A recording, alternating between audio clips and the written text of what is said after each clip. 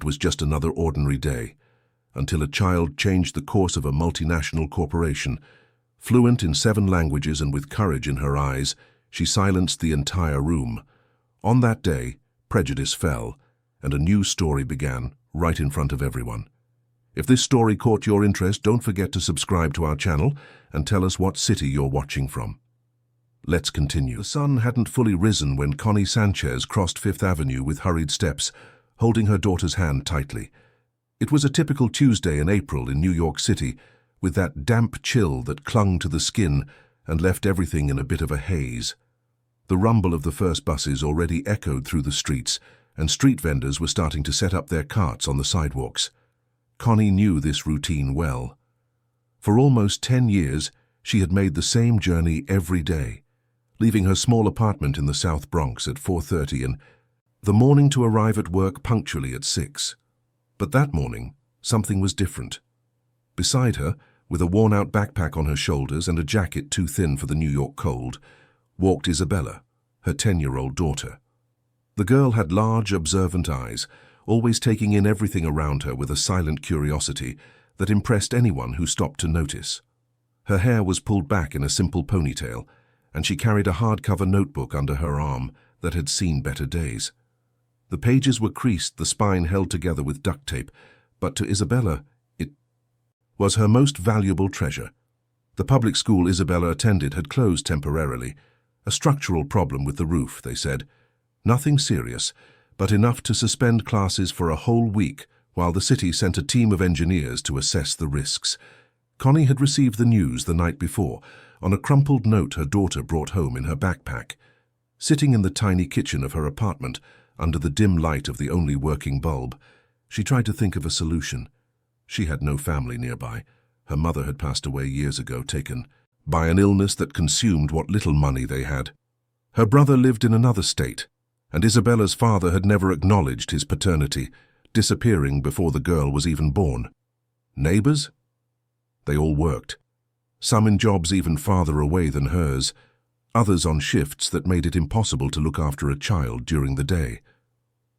Connie spent a sleepless night, staring at the plywood ceiling and thinking about the few options she had. Missing work wasn't one of them. She knew that at companies like the one she worked for, a custodian was easily replaceable. Just one. Unexcused absence was enough for someone else to take her place, and she couldn't afford to lose that job.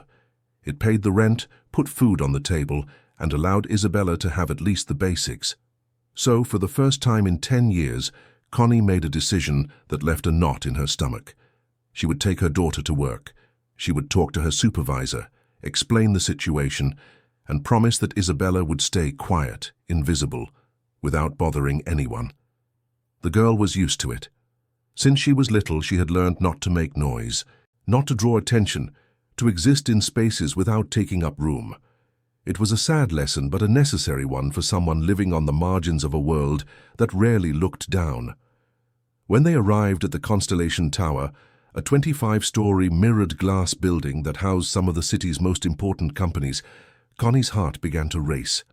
She swiped her ID badge at the service entrance reader, that side door that never appeared in the building's promotional photos, and they went in together. The hallway was narrow with exposed concrete walls and the smell of cleaning products. This was where the support staff's locker rooms, supply closets and service stairways were located. Connie found her supervisor, Mr. Matthews, a middle-aged man with a tired expression and a clipboard always in his hands.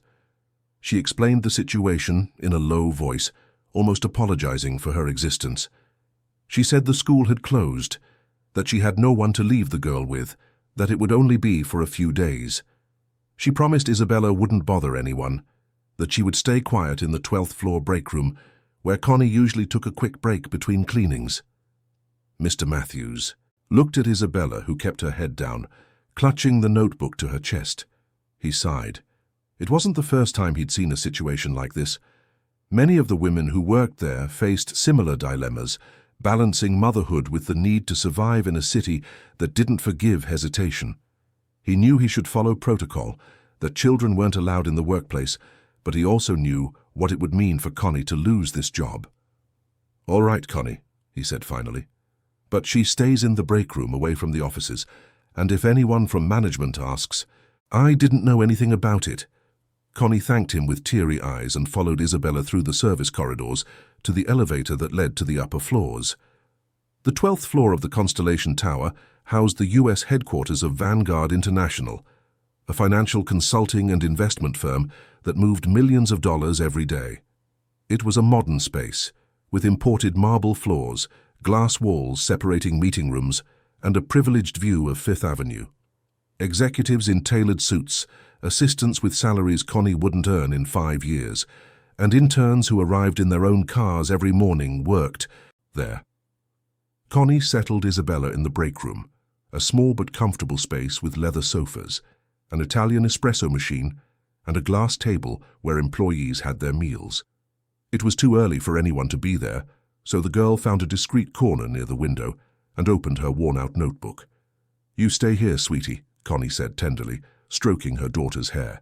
"Don't make any noise, don't touch anything, and if anyone asks you anything, you call me, okay?" Isabella nodded silently and Connie kissed her forehead before leaving, pushing her cleaning cart down the gleaming hallways. Isabella was alone. She looked around, absorbing every detail of an environment that seemed like it was from another planet. The chairs were soft, the lighting was gentle, and there were even decorative plants in the corners. She opened her notebook and began to write. These weren't ordinary school lessons. They were words in different languages, phrases she copied from an old dictionary a librarian had given her months ago. Isabella had an extraordinary talent for languages.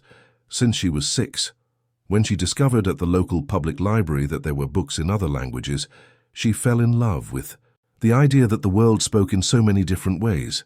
She taught herself. 15 minutes of free internet a day at the library, notebooks found in the trash, donated books, videos on her mum's old phone when there was any data left. Isabella absorbed everything with astonishing ease. At 10 years old, she was already proficient in 7 languages: English, Spanish, French, Italian, German, Japanese, and Russian. It wasn't just memorization. It was real comprehension, fluency built word by word, phrase by phrase, with a dedication no child her age should have to possess. But she had never told her mother. Connie already had too many worries, and Isabella didn't want to add more weight to the tired shoulders of the woman who worked so hard to give her a better life. So the girl kept her talent a secret, practicing in silence, dreaming of a different future where maybe she could use those languages to see the world, to be something more than invisible. While Isabella wrote in her notebook on the other side of the hall, the 12th floor of Vanguard International was in an uproar. This was no ordinary Tuesday. It was the day of a crucial strategic meeting, a multi-million-dollar negotiation involving international investors that could define the company's future for the next 5 years. The president of Vanguard USA, Richard Taylor, a man in his early 40s with perfectly coiffed graying hair and a suit that cost more than Connie's annual salary, was nervous. Richard was known for his arrogance. He came from a traditional New York family, had studied at the best schools, got his MBA in London, and firmly believed that success was a matter of birthright and last name. For him, the world was divided into those born to lead and those born to obey. And he, without a doubt, belonged to the first group. His rise at Vanguard had been meteoric, not necessarily due to merit, but to a combination of family influence, networking, and an impressive ability to promote himself while delegating the hard work to others. But on that day, Richard was worried. The negotiation involved a Japanese delegation, representatives from a Russian investment fund, and executives from a French holding company. It was a complex deal with technical details that required absolute precision in communication. The company had hired specialized translators, but Richard knew that any mistake, any misunderstanding, could cost millions and his own reputation. And there was another element that made everyone even more tense. Gabriel Morales was coming in person. Gabriel was a legend in the investment world. At 32, he had built a fortune that was the envy of businessmen who took decades to achieve what he had in less than 10 years. But Gabriel wasn't just rich. He was discreet, strategic, and had an almost supernatural ability to identify opportunities where others saw only risks. His presence at a negotiation meant that something very big was at stake. Gabriel was also known for something else, his striking good looks and natural charisma. He didn't have to try to get attention, he just had to walk into a room for everyone to turn, not just because of his fortune, but because of a magnetic presence that was hard to ignore. He had dark, penetrating eyes, a rare but devastating smile when it appeared, and a natural elegance that didn't depend on expensive brands or ostentation. But what few knew about Gabriel Morales was his story. He didn't come from a wealthy family like Richard. He was born in a humble family in a small town in West Virginia, the son of a seamstress and a truck driver who lost his life in an accident when Gabriel was only 8. His mother worked tirelessly to keep him in school, and Gabriel learned early on the value of effort, discipline, and intelligence. He went to public school, won scholarships on merit, graduated with a degree in economics from Columbia, and built his empire with strategy and a lot of hard work. Because of this, Gabriel had a keen radar for injustice and a deep aversion to people who underestimated others because of their social origin. When Gabriel entered the Constellation Tower that morning, accompanied only by his personal assistant, Marina, the entire lobby seemed to freeze for a moment. He wore a discreet navy blue suit that was clearly custom-made and carried a simple leather briefcase. There was no ostentation, but there was power. He greeted the receptionist with a polite nod and headed for the main elevators, while Marina confirmed the last details of the meeting on her phone. On the 12th floor, Richard Taylor waited anxiously. He had rehearsed his welcome speech, prepared flawless slides, and ensured that every detail was perfect. The main conference room had been meticulously arranged, bottles of imported mineral water, fine snacks, comfortable leather chairs, and a spectacular view of the city through the large windows. The translators were already in position, each with their equipment and support materials. When Gabriel entered the room accompanied by the international representatives who had already arrived, Richard stepped forward with a calculated smile and extended his hand. "Mr. Morales, it's an honor to have you here. We're ready to present a proposal that will certainly meet all expectations." Gabriel shook Richard's hand firmly, but his gaze was analytical, almost as if he were reading beyond the polite words and professional smile. He had learned to spot insincerity, and Richard Taylor reeked of it. The meeting began with the usual formalities. Introductions were made, documents were distributed, and the translators began their work. The Japanese representative, Mr. Takahashi, a middle-aged man with impeccable posture and thin-rimmed glasses, began to speak about the terms of the investment. His voice was calm and measured, and he gestured slightly as he explained the numbers in Japanese. The translator hired by Vanguard, a young man in a grey suit, listened intently through his headphones and began to translate into English. Everything seemed to be going smoothly until, at a crucial moment in the negotiation, Mr. Takahashi mentioned a specific value. He said clearly, in Japanese, "nanaju," which means 70. But the translator, perhaps out of nervousness or lack of attention, translated it as $17 million. The error was subtle, but catastrophic.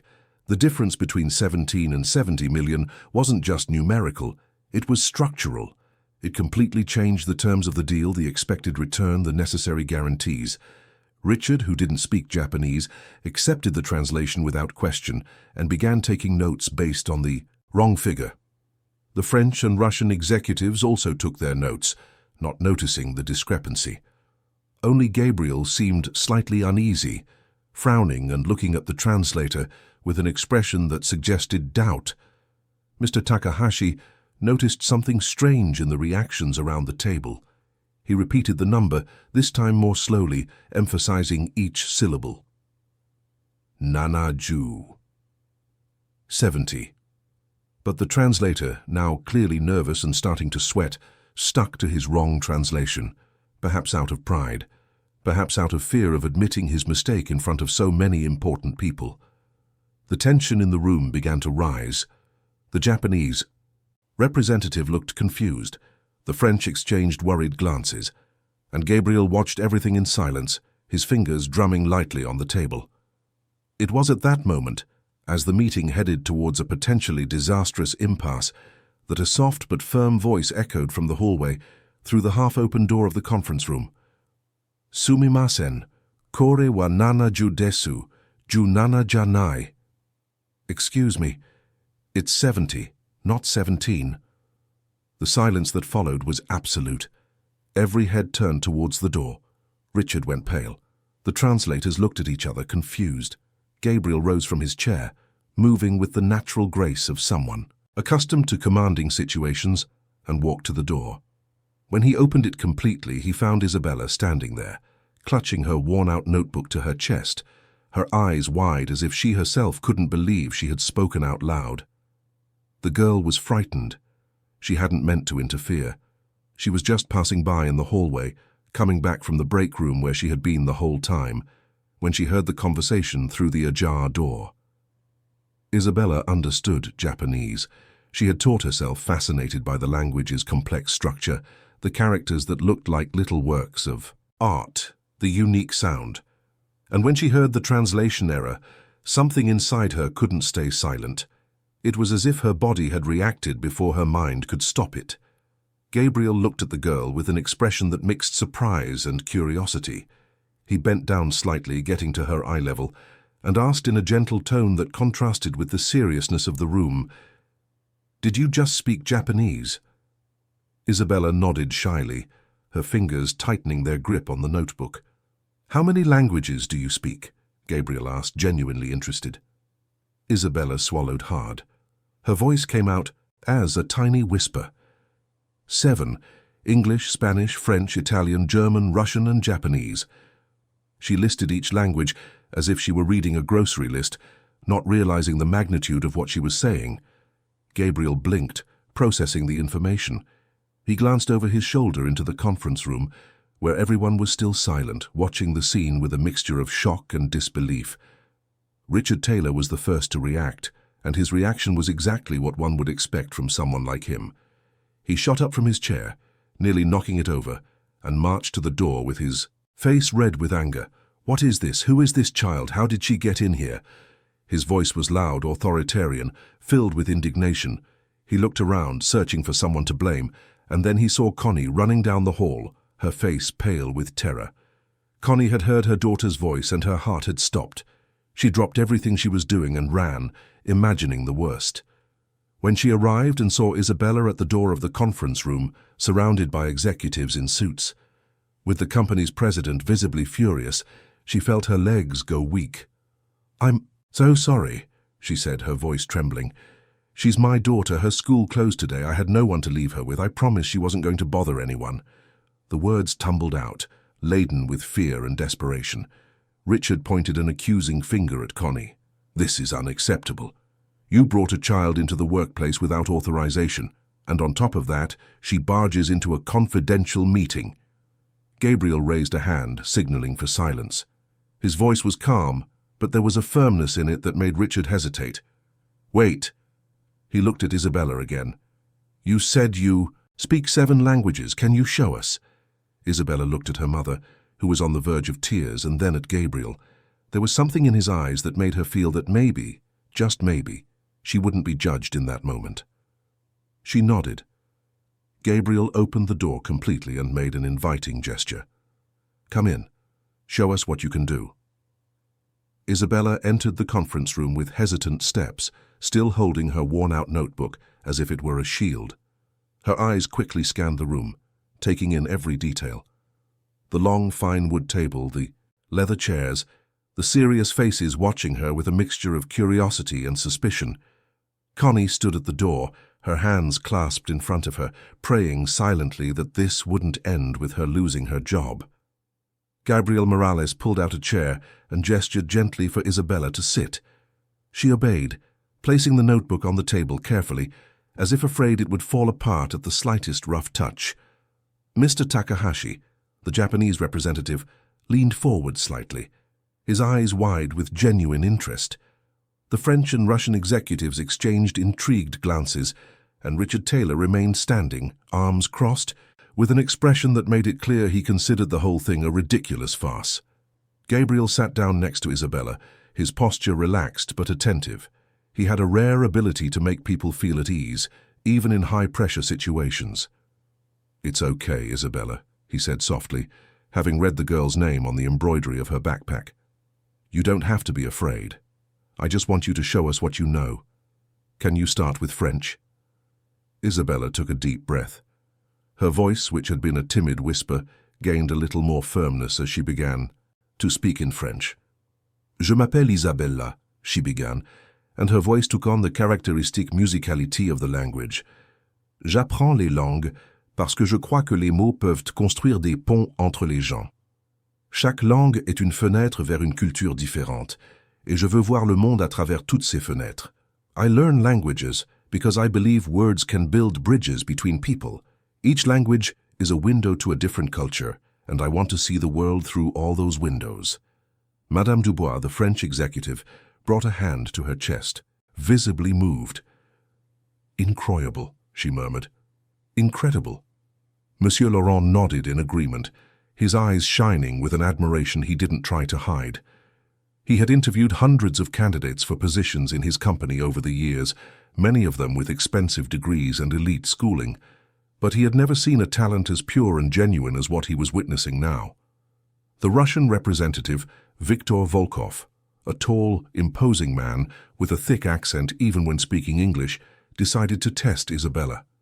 He said something in Russian, a complex sentence involving technical investment terms.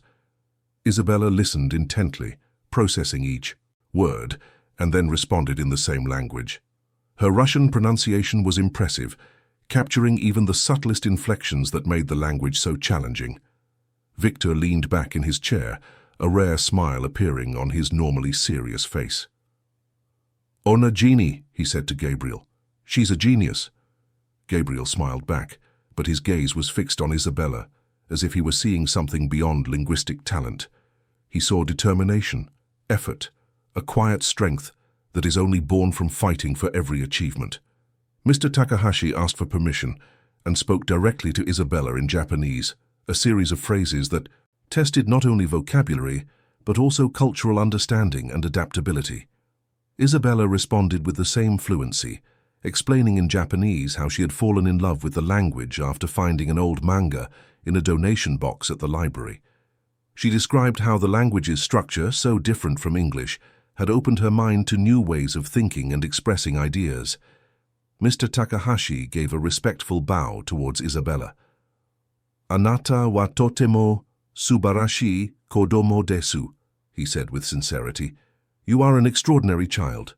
Isabella returned the bow, demonstrating not only knowledge of the language, but also an understanding of Japanese customs and etiquette. Richard Taylor, who had been watching everything with growing irritation, finally exploded. "This is absurd! It's a performance!" He pointed at Connie, who was still at the door, her eyes welling with tears. She obviously trained her daughter to put on this show. She must have hired tutors invested in this to try and take advantage of an opportunity like this. It's impossible for a kid from the South Bronx to learn 7 languages on her own. The silence that followed was heavy. Isabella looked down, feeling the weight of Richard's words like stones being thrown at her. Connie took a step forward, her voice trembling but filled with a dignity that surprised everyone. "I barely finished high school, sir. I couldn't have taught my daughter even basic Spanish. Everything she knows she learned on her own, with hard work and dedication. I didn't even know she spoke all these languages until today." Richard let out a sarcastic laugh. "Of course you'd say that. It's the perfect story, isn't it? The poor cleaning lady and her prodigy daughter. I bet you two set this whole thing up to get Mr. Morales' attention. You must have seen a golden opportunity when you heard he'd be here today." He looked around the table, seeking support. People like that always find a way to manipulate situations to their advantage. Gabriel stood up slowly, and there was something in his posture that made the entire room tense. His voice, when it came, was low but sharp as a blade. "Mr. Taylor, I suggest you choose your next words very carefully." Richard hesitated, surprised by Gabriel's tone, but his arrogance was greater than his common sense. "With all due respect, Mr. Morales, I think you're being naive. I know these kinds of people.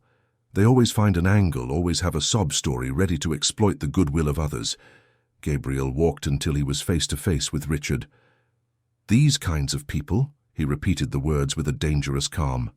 Hard-working people? Mothers who wake up before the sun rises to put food on the table? Children who study with the resources they have, without complaining, without begging, just working hard to be better. He paused, his eyes locked on Richard's. Or are you referring to people who in your narrow view don't deserve to be in the same room as you because they were born in a different zip code? Richard opened his mouth to respond, but Gabriel cut him off. I was born in a town of 20,000 people in West Virginia. My mother was a seamstress. I went to public school my whole life. I delivered newspapers when I was 12, worked in a bakery at 15, at a gas station at 17. I know exactly what it's like to have talent and be underestimated by people who confuse privilege with merit. So when you talk about these kinds of people, you're talking about me too. The color drained from Richard's face. He hadn't expected that revelation, and he certainly hadn't expected to be confronted like that in front of international investors. Mr. Morales, I didn't mean, he began, but Gabriel held up a hand, silencing him. This meeting is over for today, Gabriel said, turning to the international representatives. I apologize for the interruption, but we need to resolve some internal issues before we continue. Mr. Takahashi, Monsieur Laurent, Madame Dubois, Victor, I hope you understand. The representatives nodded, clearly impressed by both Isabella's talent and Gabriel's stance. Mr. Takahashi approached Isabella before leaving. He took a business card from his pocket and handed it to her with both hands, a sign of respect in Japanese culture. Keep learning, young Isabella. The world needs people like you. Isabella accepted the card with the same reverence, her eyes shining with emotion. When all the international visitors had left, Gabriel asked his assistant Marina to call the human resources manager and the facilities supervisor. While they waited, he sat down again next to Isabella. You did nothing wrong, he said gently. In fact, you saved an important deal today. That translation error could have cost many people millions. Isabella looked at him, still processing everything that was happening. I just couldn't stay quiet when I heard the mistake, she admitted in a low voice. It was stronger than me. Gabriel smiled. That's called integrity. It's a rare and valuable quality. Connie, who had approached timidly, placed a hand on her daughter's shoulder. Mr. Morales, I apologize for all of this. I shouldn't have brought her, I know, but I really had no choice. Gabriel looked at Connie with empathy. You don't need to apologize. You did what any mother would do. And your daughter has an extraordinary gift that deserves to be recognized and developed. The door opened, and in walked Marcia Foster, the HR manager, a woman in her 40s with an impeccable pantsuit and a perpetually suspicious expression, and Mr. Matthews, who looked extremely uncomfortable. Richard remained in the room, still trying to regain his composure after the confrontation with Gabriel.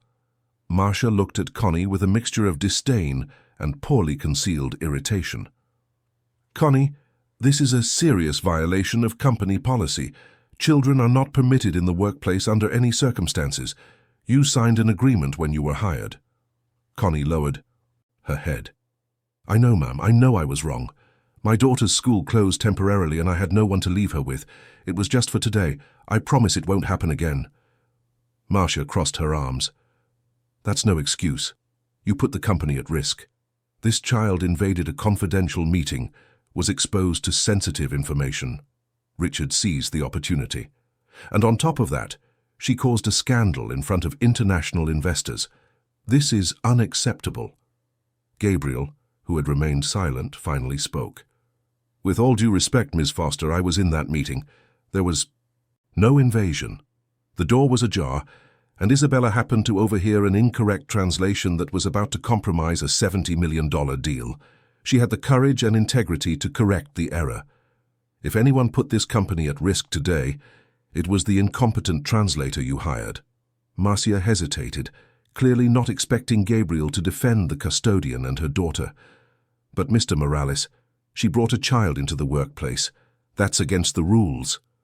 Gabriel stood up, his patience clearly wearing thin. Then maybe you need to review your rules, because punishing a working mother for not having the resources to pay for a babysitter while turning a blind eye to incompetence in executive positions shows a disturbing inversion of values. Richard stepped forward, trying to regain control of the situation. "Mr. Morales, with all due respect, this is an internal company matter. We have clear policies and we need to apply them consistently." Gabriel stared him down. "Clear policies? How about the policy of hiring competent translators, or the policy of not humiliating employees in vulnerable situations? Because it seems to me those policies were conveniently ignored today." Marcia, realizing she was losing ground, tried a different approach. "Mr. Morales, I understand your point of view, but there are other issues at play here. Look, I'll be frank." She looked at Isabella with a smile that tried to be cordial, but was visibly fake. "This whole story of the girl speaking 7 languages, it's very convenient, don't you think? A public school kid, daughter of a custodian who supposedly taught herself Japanese, Russian, French. I'm sorry, but it sounds like a well-rehearsed scam." Isabella felt the words like a punch to the gut.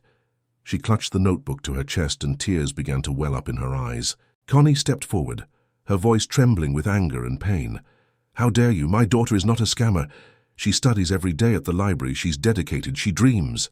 Just because we're poor doesn't mean we're dishonest." Marcia held up her hands in a gesture of false conciliation. "Calm down, Connie. I'm not accusing anyone. I'm just being realistic. It's very hard to believe." Richard nodded in agreement.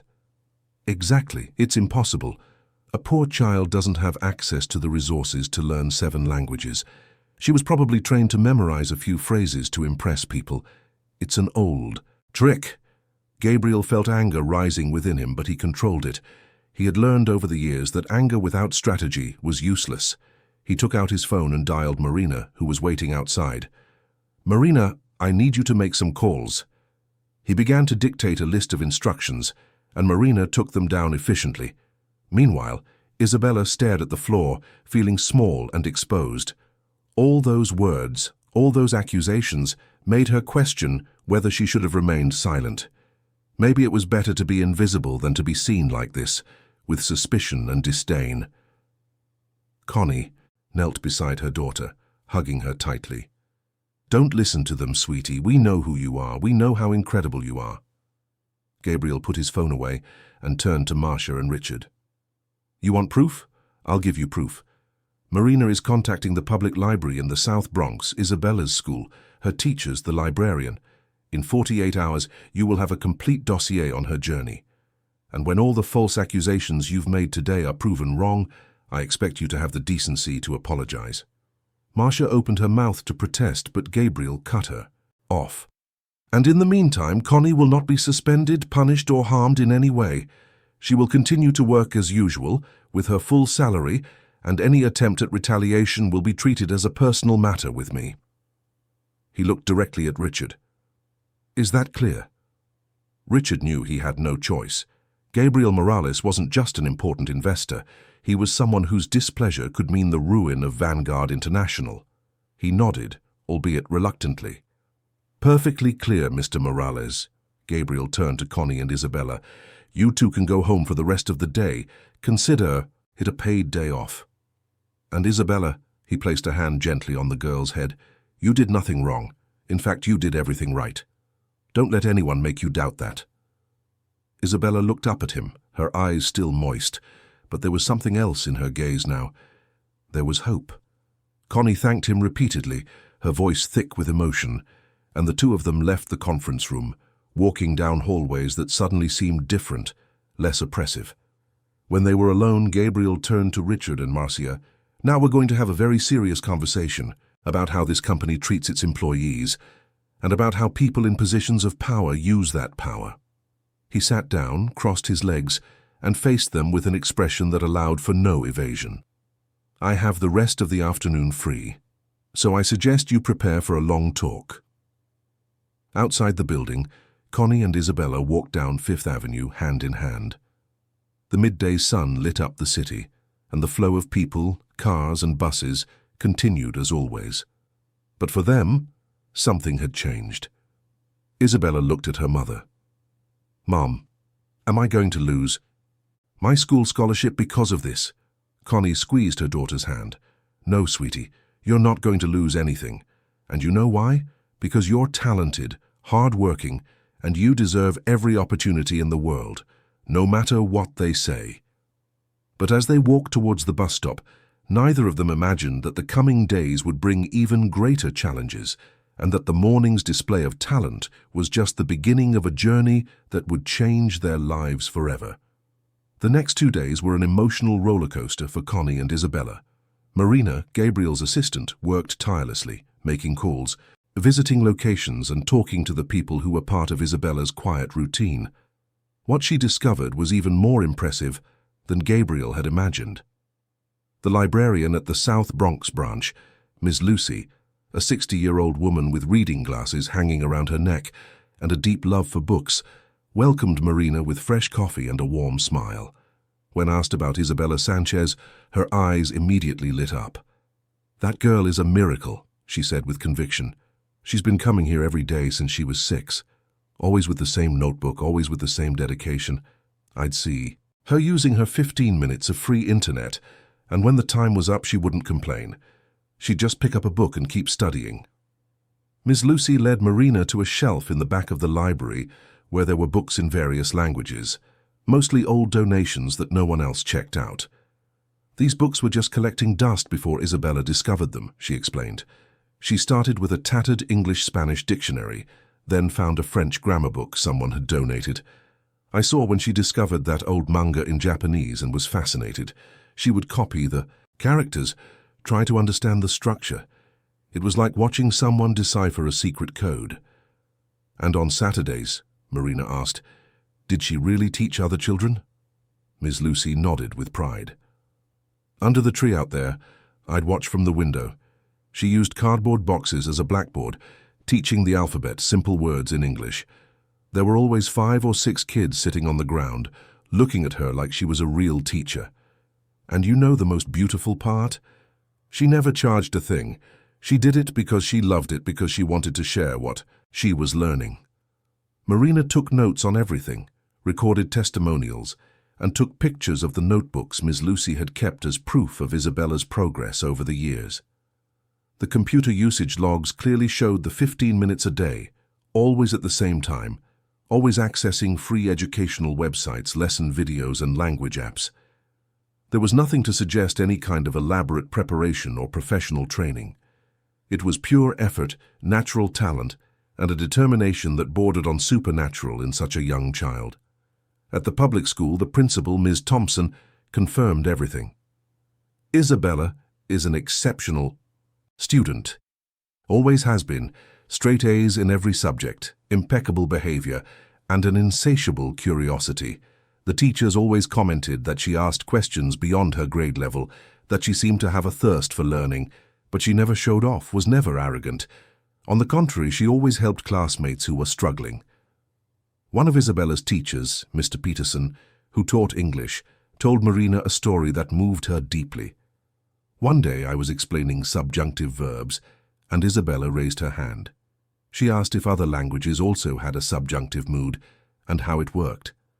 I said yes, that it was common in French and Spanish, and she, in her shy way, said she had noticed it was different in Russian, that they used other structures. I was stunned. How did a public school kid know about Russian verb structures?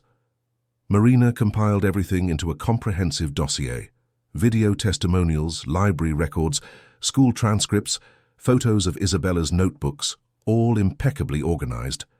It was irrefutable proof that the girl was exactly what she appeared to be, a genuine talent, born of effort and a passion for knowledge, with no manipulation or fraud involved. Meanwhile, at Vanguard International, things were not going well for Richard Taylor. Gabriel had demanded a full audit of the contracts under his management, and what was being uncovered was deeply troubling. There were discrepancies, figures that didn't add up, payments to vendors that didn't actually exist. The compliance team Gabriel brought from his own firm was uncovering a trail of irregularities that suggested something far more serious than simple administrative errors. Richard realized he was cornered, and cornered men are often dangerous. He began spreading rumors through the company's hallways, quiet conversations in the break room, insinuations during lunches with other executives. "You saw it, didn't you?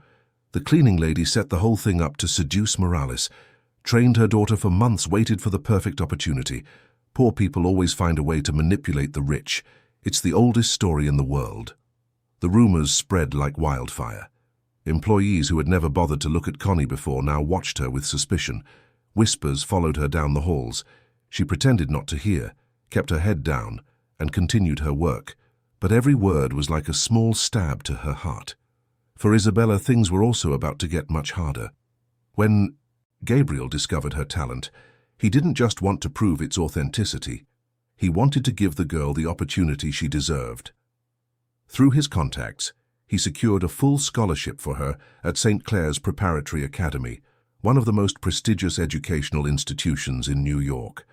It was a school attended by the children of CEOs, politicians, and celebrities. The tuition cost more than Connie's monthly salary. When Connie received the news, she cried. They were tears of joy, of disbelief, of hope. She hugged Isabella tightly and whispered, "You did it, sweetie. You're going to get the education you've always deserved." Isabella, for her part, was excited but also nervous. She knew this would be a completely different world from what she was used to. The first week at St. Clair's was like stepping onto another planet. The building was imposing, with manicured gardens, state-of-the-art sports facilities, and labs equipped with the latest technology. The classrooms were air-conditioned, the desks were new, and there was even a library so large it made the one in the South Bronx look like a closet. But Isabella quickly realized that being there went far beyond the modern infrastructure. She arrived on E, the first day in her new uniform, still smelling of plastic from the packaging, with her old backpack that contrasted sharply with the designer bags the other students carried. When she entered the 7th grade classroom, all eyes turned to her. They weren't looks of friendly curiosity, they were looks of judgment, of assessment, of immediate rejection. The teacher, Ms. Beatrice, an elegant woman with perfectly styled blonde hair, introduced Isabella to the class. "This is Isabella Sanchez, our new student. She has received a special scholarship, and we hope you will all make her feel welcome." The words sounded kind, but there was something in the tone, in the emphasis on special scholarship, that made it clear Isabella was different, that she didn't truly belong there. During recess, Isabella sat alone on a bench in the garden, eating the lunch her mother had packed, a simple ham and cheese sandwich. Around her, groups of girls chatted excitedly, sharing imported snacks, drinking organic juices, and laughing loudly as they scrolled through expensive phones. No one approached her. It was as if an invisible barrier separated her from everyone else. On the 3rd day, things got worse. Isabella arrived in the classroom, to find her notebook torn to shreds on her desk, the pages with her notes in different languages, her careful translations, her grammar exercises, all of it had been destroyed. She felt tears burn her eyes, but she refused to cry there, in front of everyone. The one who did it, a voice whispered behind her, was Ashley. Isabella turned to see a girl with curly hair and kind eyes sitting in the desk behind her. Her name was Julia, and she was one of the few who didn't actively participate in ostracizing Isabella. Julia explained in a low voice, "Ashley is the leader of the class. Her dad owns a hotel chain. She didn't like you being here, said scholarship kids lower the school's standards." Isabella gathered the torn pieces of her notebook into her backpack, her throat tight with restrained emotion. She had worked so hard on those pages. Every word written was the result of hours of study and dedication. To see it all destroyed like that was devastating. Ashley Davenport was exactly the kind of person Isabella had expected to meet, but she wasn't prepared to face her. Tall, beautiful, with designer clothes and an air of natural superiority, Ashley ruled the classroom like a petty tyrant. She had a group of followers who trailed her everywhere, and together they formed an impenetrable circle of privilege and prejudice. In the hallway, Ashley passed by Isabella and said, loud enough for everyone to hear, "Go back to the Bronx, you don't belong here." Her friends laughed, and Isabella felt her face burn with shame. She kept walking, pretending not to have heard, but each word was seared into her mind like a brand.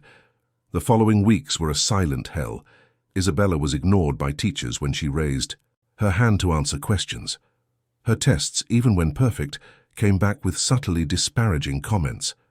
When she got high grades, some students whispered that it was because she had special help, that the school felt sorry for her.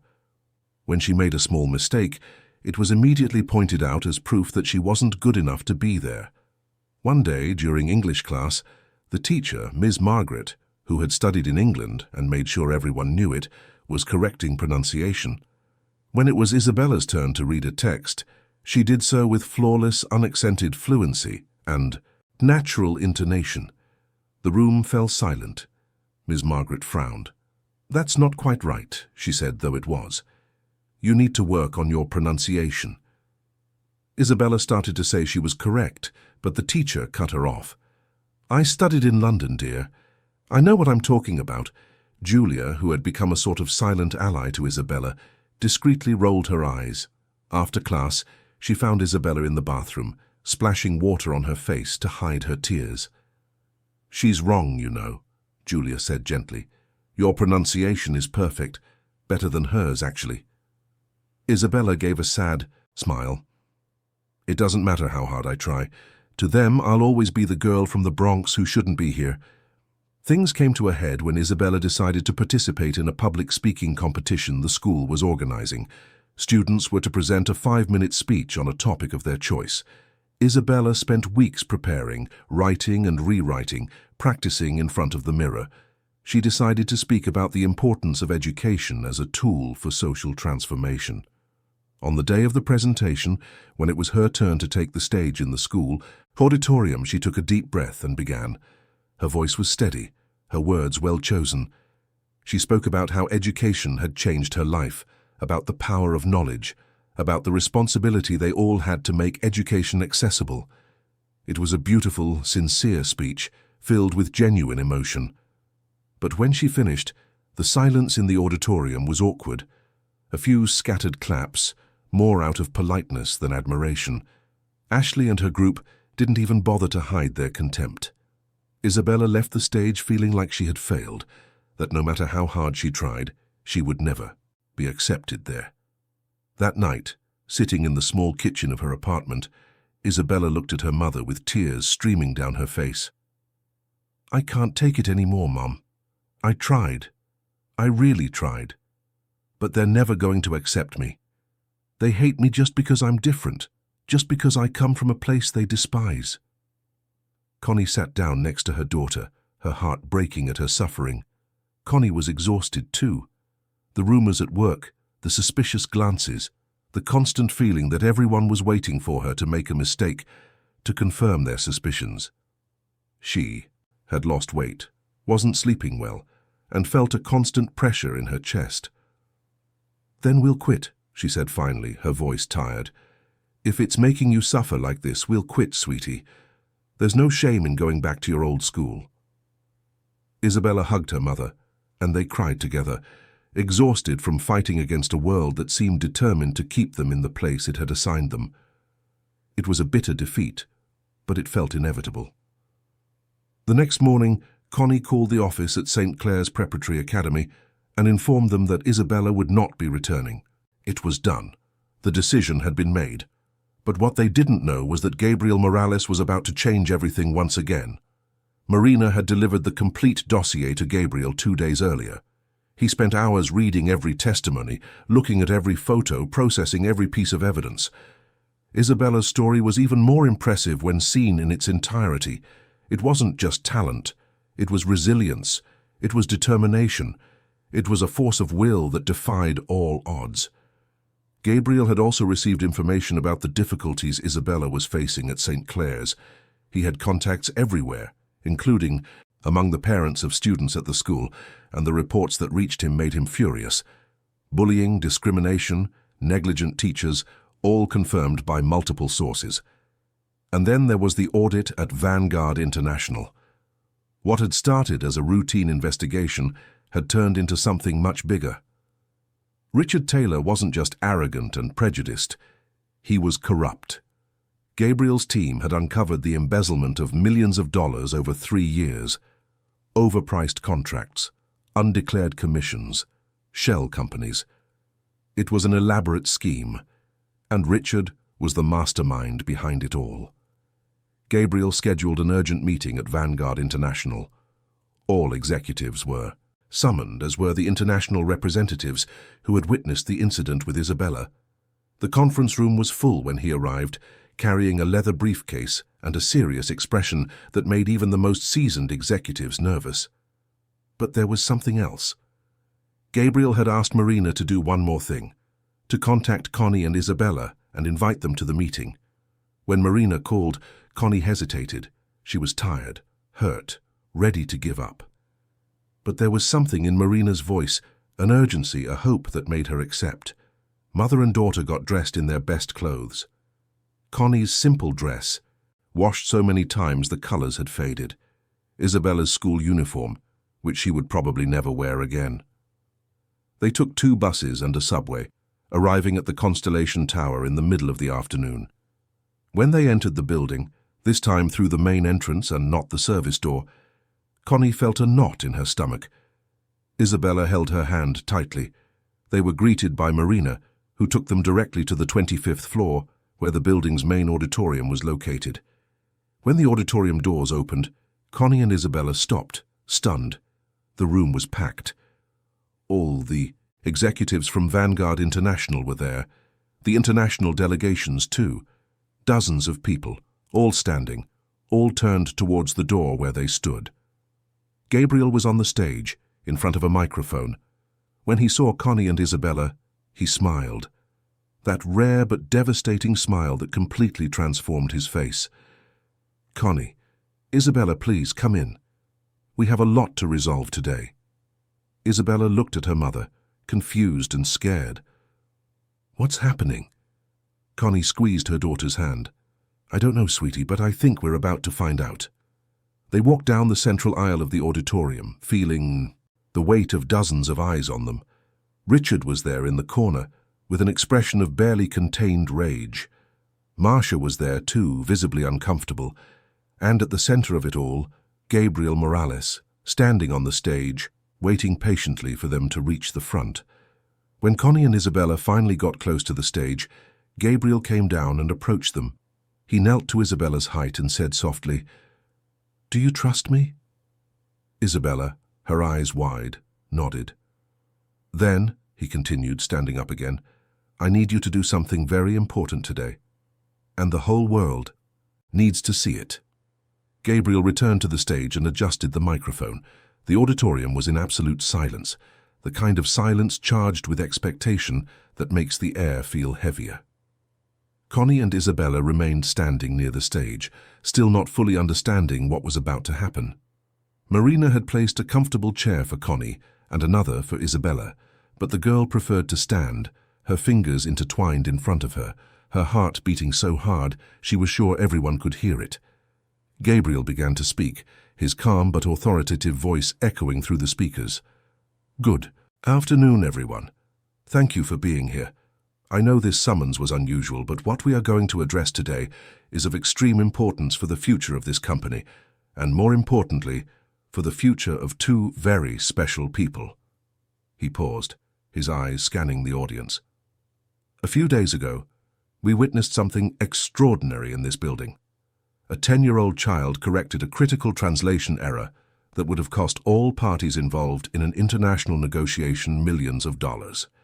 This child demonstrated fluency in 7 different languages, something many adults with years of formal study cannot achieve." He gestured towards Isabella. "This is Isabella Sanchez, daughter of Connie Sanchez, an exemplary employee of this company for almost 10 years. And what happened after that moment of brilliance? Isabella was accused of fraud. Her mother was humiliated. Both were treated as scammers, as opportunists trying to take advantage of a situation." Gabriel let the words hang in the air for a moment. "And why? Because they are poor. Because they live in a low-income neighborhood. Because, in the view of some, people like them do not have the right to be exceptional." Richard Taylor, sitting in the third row, began to shift uncomfortably in his seat. Marcia Foster, beside him, kept her eyes fixed on the floor. Gabriel continued, "I ordered a full investigation into Isabella Sanchez. I wanted irrefutable proof that her talent was genuine. And what we discovered was even more impressive than I had imagined. Marina, please. Marina walked onto the stage carrying a laptop. She connected it to the projector, and the giant screen behind Gabriel came to life. Images began to appear. Isabella, at 6 in the library, focused on an English book too big for her small hands. Isabella at 7, copying. Japanese characters in an old notebook. Isabella at 8, teaching other children under a tree in her neighborhood.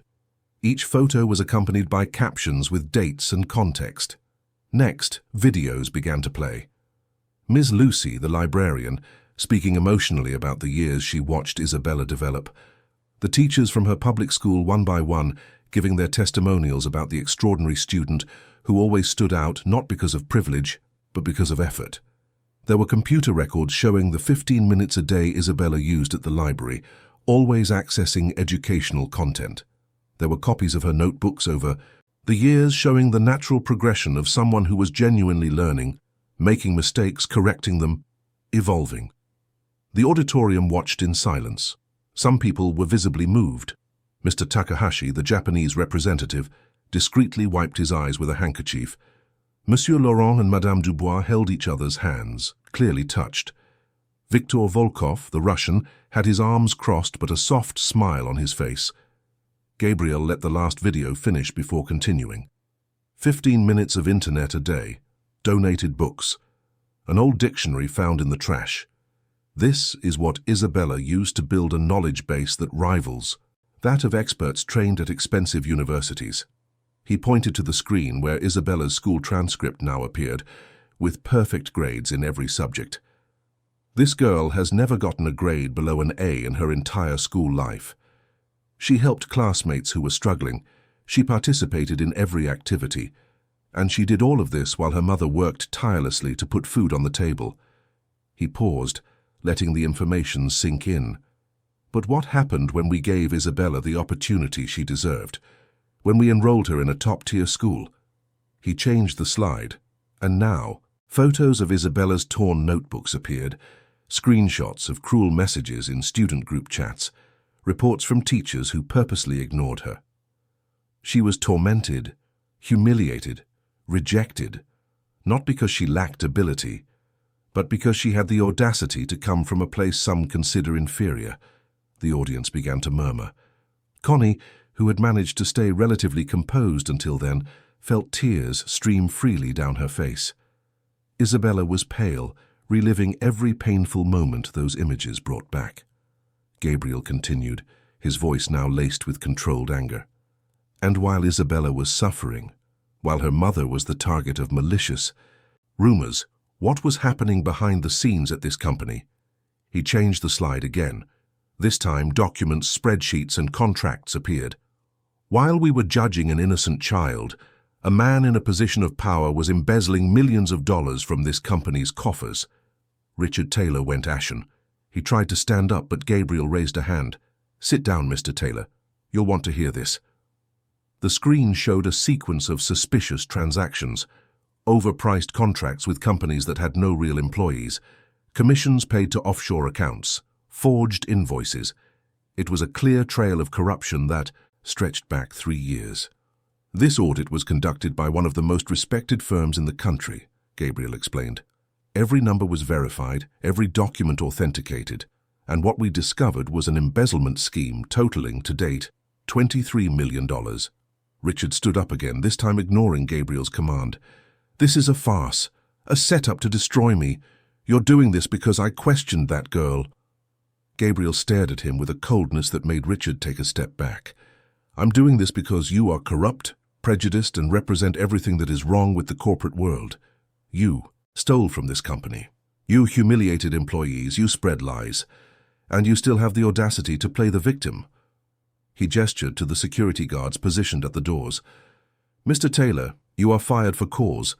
Criminal charges will be filed against you, and I suggest you hire a good lawyer because the evidence is irrefutable." Richard looked around, seeking support, but found only looks of condemnation. Even Marcia Foster, his ally, averted her eyes. The security guards approached, and Richard was escorted out of the auditorium under the heavy silence of everyone present. When the doors closed behind him, Gabriel turned his attention to Marcia. "Miss Foster, you didn't embezzle money, but you were negligent in your duties. You allowed an exemplary employee to be humiliated without a proper investigation. You accused an innocent child of fraud without any proof. You are suspended indefinitely while we review your conduct." Marcia nodded, not daring to argue, and quickly left the auditorium. The atmosphere was tense, but there was also a palpable relief in the air. Gabriel took a deep breath and then smiled, that transformative smile that lit up his entire face. Now for the good part. He looked at Isabella. "Isabella, I need your help. As you know, there's a very important negotiation underway. A negotiation involving investors from different countries, each speaking their own language. Our official translator had a family emergency and had to leave town, and I thought, who better to conduct this communication than you?" Isabella's eyes widened. "Me? But I'm just a kid. I've never done anything like this before." Gabriel approached her and knelt to her eye level. "You saved a $70 million deal with a single sentence. You command 7 languages with a fluency that professionals take years to achieve. You're not just a kid. You're extraordinary, and it's time the world recognized that." Isabella looked at her mother, who nodded with tears in her eyes. "You can do it, sweetie. I know you can." Isabella took a deep breath, feeling a mix of fear and determination. She walked onto the stage, her legs trembling slightly, and Gabriel positioned her in front of the microphone. A table was quickly set up with simultaneous translation equipment, headphones, and individual microphones for each participant. The meeting began. On one side of the table, Mr. Takahashi and his Japanese colleagues. On the other, Monsieur Laurent and Madame Dubois representing French interests, Victor Volkov and his Russian team, American executives, and at the center of it all, coordinating every word, every nuance, every technical detail, was Isabella Sanchez, a 10-year-old girl who had learned languages in a public library. For an hour and a half, Isabella translated complex business negotiations. When Mr. Takahashi spoke about investment clauses in Japanese, she translated into French, Russian, and English simultaneously, adapting idioms to make sense in each culture. When Monsieur Laurent used technical financial terms in French, she not only translated the words, but explained the concepts to ensure everyone understood perfectly. When Victor asked questions in Russian about guarantees and deadlines, she mediated the communication with a precision that impressed even the most seasoned executives. There were moments when she hesitated, when she encountered a particularly difficult expression, but instead of pretending to know, she would admit, "This term is complex. Allow me a moment to consult to ensure accuracy." And then she would quickly check her materials, confirm the meaning, and continue. It was intellectual honesty, something rare even among adults. When the meeting ended, the contracts were signed, the investment was secured, Vanguard International was saved, and Isabella was exhausted but radiant. Mr. Takahashi was the first to stand and applaud. Then everyone in the auditorium rose to their feet, and an ovation echoed off the walls. Connie was crying openly, this time tears of pure pride and joy. Monsieur Laurent approached Isabella and said in French, which she understood perfectly, "This is the purest talent I have ever seen in my life. You did not just translate words, you built bridges between cultures." Madame Dubois hugged Isabella, something completely uncharacteristic for someone in her position, but she couldn't contain her emotion. Victor Volkov, the stern Russian, shook Isabella's hand firmly and said, "In my country, we say that true talent needs no introduction. It shines on its own. You shine, young Isabella."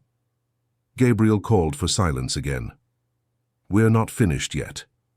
He signaled to Marina, who distributed folders to all the executives present. "Starting today, Vanguard International is launching a social inclusion program called the Isabella Project. We will identify talented children in public schools across New York City and offer full scholarships, mentorship, psychological support, and whatever is necessary for them to develop their potential. Because talent has no address. Intelligence isn't measured by the price of your clothes, and potential doesn't depend on a zip code. The audience applauded again, this time with even more enthusiasm. Gabriel continued, "And as for Connie Sanchez, she is being promoted to Services Coordinator, with a commensurate salary and all the benefits her 10 years of dedication deserve." Connie covered her face with her hands, sobbing. It was all so surreal, so different from what she had imagined when she woke up that morning. But Gabriel still had one last surprise. He opened a final folder and read aloud, "Isabella Sanchez will receive a full lifetime scholarship to the International School of New York, one of the best schools in the country. Furthermore, she will be our young ambassador for the Isabella Project, traveling the country to inspire other children to pursue their dreams. And when she is ready, she will have a guaranteed position in any company within my group, in whatever field she chooses to pursue." Isabella couldn't believe what she was hearing. Was this real, or was she going to wake up in her apartment in the South Bronx and find it was all a dream? But her mother's tears were real, the applause was real, Gabriel's smile was real. It was all real, and it was all happening because she had the courage not to stay silent when she saw an injustice. In the months that followed, Connie and Isabella's lives changed completely, but in ways that went beyond the material. Yes, they moved to a better house with 2 bedrooms and a kitchen that could actually fit a table. Yes, Connie no longer had to wake up at 4:30 in the morning and take 2 buses to work. Yes, Isabella had access to educational resources she could only have dreamed of before, but the most important changes were internal. Connie walked down Fifth Avenue with her head held high for the first time in years. She was no longer invisible. She was respected, valued, recognized for her hard work.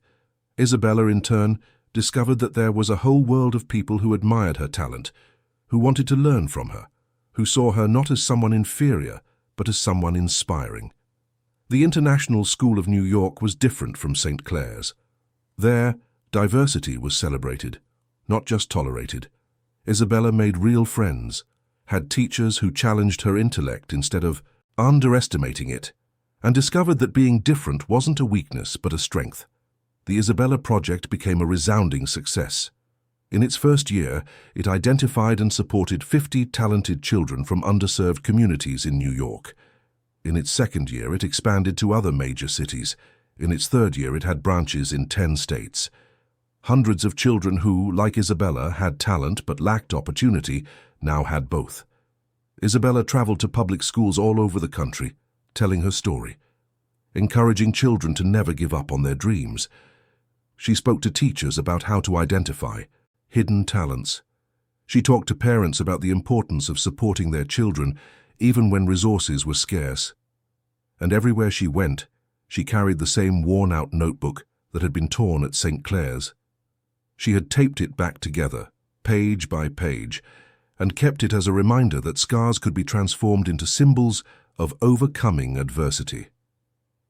Gabriel and Isabella developed a special relationship. He became a sort of mentor, not just in professional matters, but in life. He taught Isabella about the business world, about strategy, about leadership, and Isabella, in turn, taught Gabriel to see the world through the eyes of someone who had fought for every small victory. They learned from each other, and this exchange was precious to them both. Connie, now with a decent salary and professional recognition, made a point of going back to the South Bronx whenever she could. She didn't want to forget where she came from. She helped neighbors, supported community initiatives, and used her story to show other mothers that it was possible to dream of a better future for their children. Years later, Isabella stood on a much bigger stage. She had been invited to speak at the UN headquarters in New York, at an event on education and social inclusion. At 16, she was already an international advocate for quality public education and equal access to knowledge. As she stepped up to the podium, looking out at an audience of world leaders, diplomats, educators, and activists, Isabella took a deep breath. She began to speak in English, her clear, firm voice echoing through the speakers. "My name is Isabella Sanchez. I am the daughter of an extraordinary woman named Connie, who worked as a custodian for 10 years to give me a better life," she paused, then switched to French. "Je viens d'un quartier pauvre de New York, mais j'ai appris que la pauvreté n'est pas un obstacle à l'excellence. Elle est simplement un contexte différent où l'excellence doit être cultivée avec plus de soin. I come from a poor neighborhood in New York, But I learned that poverty is not a barrier to excellence. It is simply a different context where excellence must be cultivated with more care. She switched to Japanese. Watashi wa toshokan de jibun jishin ni go wo oshiemashita. 毎日15分、それが私の持っていたすべてでした。しかし、それは十分でした。I taught myself languages in a library. 15 minutes a day, it was all I had. But it was enough. She continued in Russian. Talent ne живет только в бедных районах. Интеллект не измеряется ценой одежды. Потенциал не имеет почтового индекса. Он имеет мужество, мечту и голос. Talent doesn't only live in poor neighborhoods. Intelligence isn't measured by the price of clothes. Potential doesn't have a zip code. It has courage, a dream, and a voice. She returned to English to conclude. I am the daughter of a custodian, and I am not the exception. I am the beginning. I am the beginning of a generation of children who will no longer accept being invisible, who will no longer accept having their potential limited by where they were born, who will fight, study, strive, and transform not only their own lives, but the entire world. The auditorium erupted in applause. People rose to their feet, moved, some crying. In the audience, sitting side by side, were Connie, Gabriel, Ms. Lucy, Mr. Takahashi, and so many others who had been part of Isabella's journey. They were applauding not just for her, but for all the children she represented, for all the dreams that once seemed impossible and were now becoming reality. After the speech, as Isabella was surrounded by journalists and admirers, she searched for her mother in the crowd. When she finally found her, they hugged tightly, no words needed. Connie whispered in her daughter's ear, "Your father would be so proud of you." Isabella held her tighter. "He may not be here, Mom, but you always were. You're my hero. You're the reason for all of this." Gabriel approached them, smiling. "You two changed everything, not just for yourselves, but for thousands of people." Isabella looked at him with gratitude. "We couldn't have done it without you, without your courage to stand up for us when everyone was against us." Gabriel shook his head. "I only opened doors. You were the ones who had the courage to walk through them." That night, back at the hotel in New York, Isabella opened her old notebook, the one that had been torn and taped back together. She ran her fingers over the stained pages, over the words written years ago in the childish script of a girl who dreamed of seeing the world. And then she wrote one last note in English. "Today I spoke to the world, and the world listened not because I'm special, but because I refused to be silenced. This is my story, but it is also the story of every child who has ever dreamed big in a small place. We exist, we have a voice, and we are going to change everything." She closed the notebook, placed it carefully in her backpack, and looked out the hotel window at the lights of New York City. A girl from the South Bronx who had learned languages in a public library, who had been called a scammer, who had been bullied, who had thought about giving up, was now on one of the most important stages in the world. And her journey was just beginning. Because talent has no address. Intelligence isn't measured by the price of your clothes. Potential doesn't have a zip code. It has courage, a dream, and a voice. And Isabella Sanchez, daughter of Connie Sanchez, had all of that in abundance. Dear listeners, we hope the story of Connie and Isabella has deeply touched your heart. If you were moved by this journey of overcoming adversity, courage, and talent that defies all odds, hit that like button, subscribe to our channel, and tell us in the comments which moment stood out to you the most. Was it Isabella's courage in correcting the translation error? Connie's determination to protect her daughter? Or the moment Gabriel stood up for what was right?